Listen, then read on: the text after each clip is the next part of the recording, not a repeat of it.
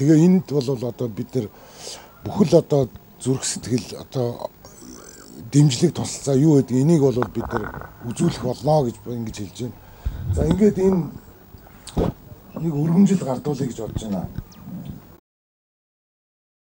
Өргөмжил эрхэм мөндөд Цэгмэд Овогтой Баттулга танаа Монголын ардчсан холбоог үүсгэн байгуулагч, ардчсан хувьсгалын манлайлагч, ардчлалын дууч, сэтгүүлч, эс цогцойхны нэрэмжит цэцэрлэгт хүрээлэн үүсгэн байгуулахад авиас бэлэг хүч хөдөлмөрөө зориулсан танд талархал илэрхийлж энэхүү өргөмжлөлийг олгов.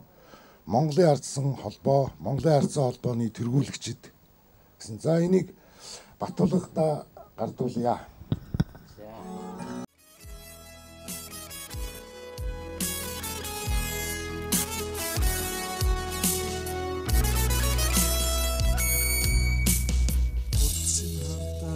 Зүудлээ уртгар намайг зовоо хэлэх үгийг мань бодулж энэ дашрамд бас ардчсан холбоог төлөөлж явж байгаагийнхаа хувьд бас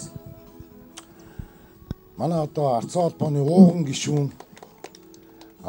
Баттулгадаа бас энэ Монголын ардчсан холбооны дээд шагнал эрх чөлөөний одон гардуулъя.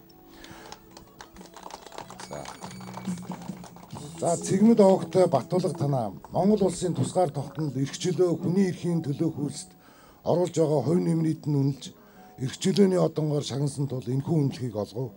Монголын ардчсан холбооны удирдах